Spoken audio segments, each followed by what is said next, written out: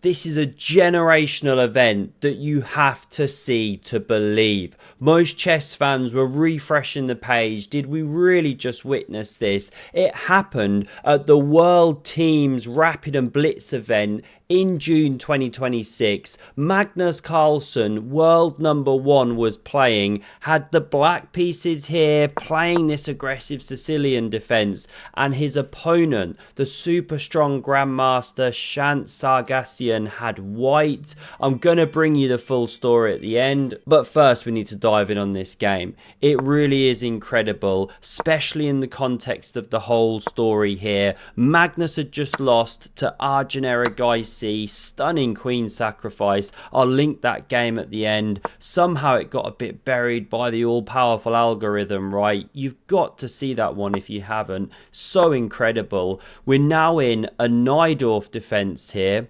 Magnus going aggressive, 15 minutes each, of course, some time added back per move, and bishop d3.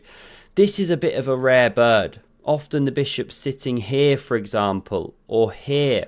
Here, it blocks the queen. Let's crack on.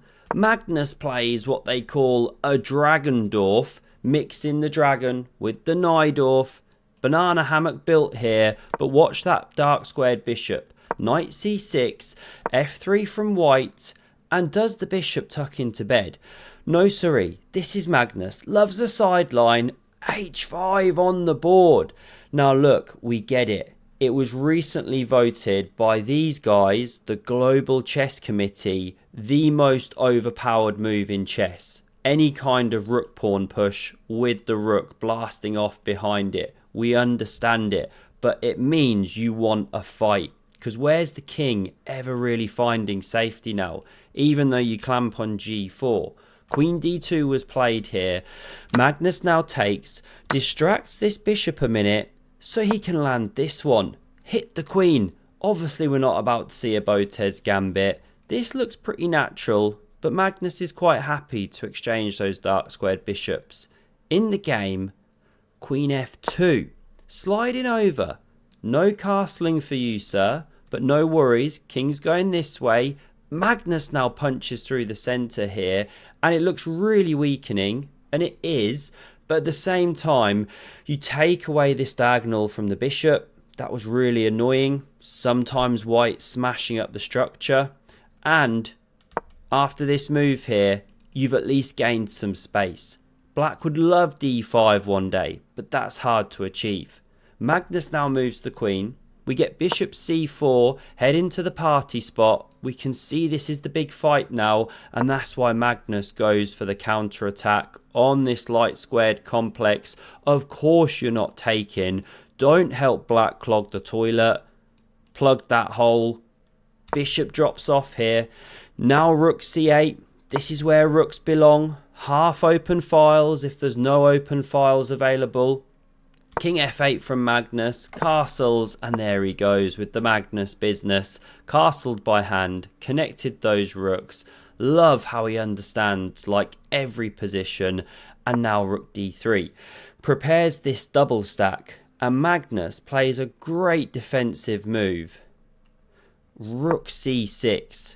Defending the pawn, pressuring the bishop, which is defended by the queen. But what's so subtle about this is if white goes bishop a4, saying, hey, get back from whence you came, then I'm going to double stack, then you're really under pressure. Well, black doesn't have to move the rook. There's bishop c4, and you skewer these. So both sides win an exchange. Magnus is sitting fine in this position, no issues. Could even get d5 in on a good day. So that's why no bishop a4. We get the immediate double up, and now because bishop a4 is a threat, there's no longer this problem. That's why Magnus takes. Pawn recaptures looking logical towards the centre. It's what you get taught. But cb was played. Why? Probably so that this one's not under pressure when the knight hops one day. It's rich stuff, tense stuff, and look at this. Pawn h4. Love how these guys so rapidly see the tactics. If takes, then there's a discovered check. Queen gets fossilized, so pawn isn't touched. in the game before you can say, hey Magnus, show us your speedboat. There he goes, what a guy. Shan't gain space over there, and Magnus doesn't crack on with h3. Looks really logical, messing with the structure, creating a thorn pawn, bishop f4 instead. And just to give you a quick flavour, if white played this, you know, get out my house please, go away, you don't even have to move the bishop. This is how quickly things can turn. The attack can come. If you executed your threat, you're now just dead. This is a huge check threat. Rook's coming in. If you try to do something like this, you know, run with the queen or something, well, now you can check here. If the knight was removed, hence this is on the cards, you just get absolutely pulverized. So we didn't see g3. Shant instead drops back with the bishop, understanding there's an attack brewing here. Knight h5 playable, different game. Magnus simply takes, queen recaptures, and he thrusts forward with his b pawn. Fixing this as a weakness. I mean, it can be defended, but okay. He gains this square also, and that's the main idea. We see pawn a3, queen c7, king f1 on the board here. And now how about this? Does Magnus activate the rook or the knight? Queen e7 is played, and it's a little bit of a draw offer, possibly. If the king goes back, will Magnus go back? If the king goes back, will Magnus go back? And even if one side doesn't repeat, it gives you insight into the mentality of your opponent at that stage. Shant, though, he shan't be phased. He wants to push for the win. Activates the queen here. Magnus now finds a nice shot, though, in response to this. And it's d5 for the high five. Garry Kasparov rushes in, gives Magnus one. They have a little giggle. There's Maurice Ashley on hand to enjoy the moment also. Mr. Tickle in disguise. Pawn takes, and this is the point. Looks impossible, of course. You're going to get triple killed, but the queen's hanging, so you can't take that knight. Hence the queen's exchange, hence the knight can now hop back and recapture. Classic motif.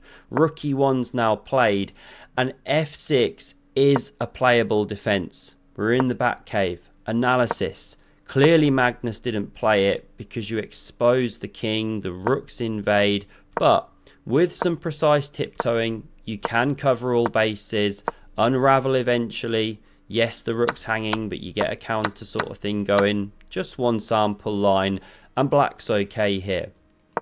Was an option. Not played by Magnus.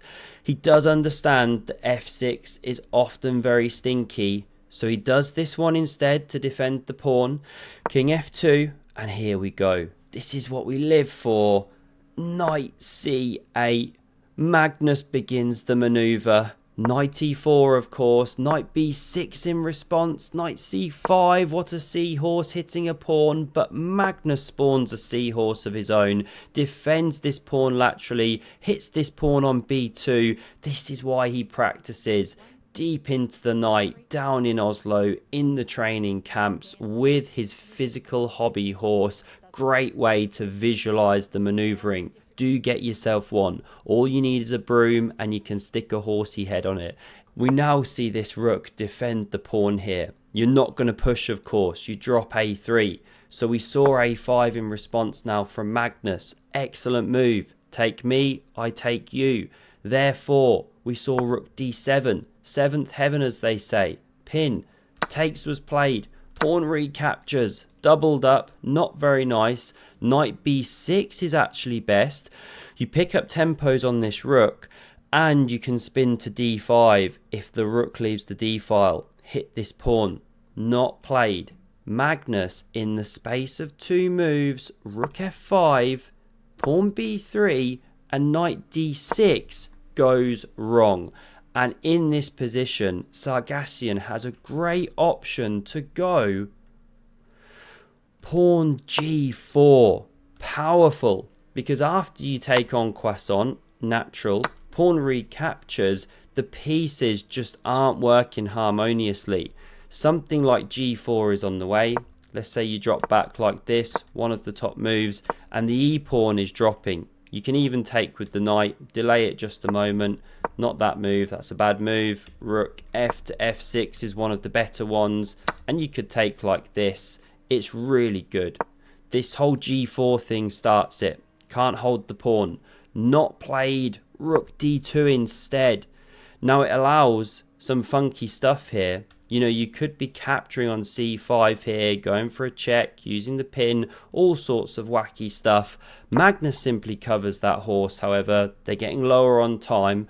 Rook e7 from white. This is perhaps the position actually where you can chop the knight and go for the fork stuff. Similar motifs anyway to what I described. Rook f4 from Magnus though, looking for the exchange of prisoners, and that is what we see. However, this is fascinating because after rook e d5 hitting that knight, knight f5 natural, g4 is now played, and it gives Magnus an uncomfortable question. Do you move the knight backwards and then leave this square available to the rook to potentially slip out? Or do you take on croissant, played in the game, bellow it in your best French accent, naturally, but allow white to trap your rook on b4? This rook has no squares. And this is the problem now for Magnus. Rook c8 is played, not rook c7. You run into this fork town stuff. This holds the position fine. And now after rook to 2d3, defending the b-pawn, the threat is set up. If white had another move here, you jump with the knight, hit the rook, it's trapped. So Magnus, he drops off and hits this rook. Now you'd love to go rook e5 and stay with your knight, then threaten knight a6. Then there's knight c6, picking up more tempos. You can never quite make that trap of the rook work. Rook g5 also problems, king f6 or pawn f6. So in the game, rook d7. You take my knight, I take your knight. It's what Magnus should do, because then, although he's got a trapped rook, still, you can't really realistically win it with the king. There's too many problems with this one spinning around and activating. It's a drawn position. But Magnus doesn't do this. He plays the shocker. Knight c6. Massive blunder, because now the threat can be executed as discussed, knight a6, and the rook on b4 is trapped. Now we do need to give Magnus a little bit of breathing room here. He is a new father. He's on that diaper duty. We know that that's a game changer when we think about stinky moves. We're not just talking on the board here. So he's not in his best mental place right now. Not as sharp as he has been in recent months, years. He's missing things. And this is a classic example. Rook's trapped. What to do? This one hits this knight here. Forces the take. Knight recaptures. So thankfully it's just an exchange, not an entire rook. But regardless, the position is woefully lost. There's no outpost for that knight. There's nothing to be done, nothing to be said really. It's going to drop off the board. It's barely even got squares here. Magnus loses instantly. Knight a5 is technically the best, hitting a pawn, but it's awful on the edge there. It's on no kind of circuit whatsoever. Trapped. The rooks will swoop in soon. This was played in the game, but it loses on the spot to rook e8, of course. Pin and win, baby. That one's about to drop. Move it anywhere, and this rook simply drops. Magnus goes down on move 50, and what was so unprecedented, historic, was this was the second loss of a string of 4. Never has Magnus done that, not for like 20 years since he was a kid or something. Unreal scenes here in the Rapid at the World Teams event.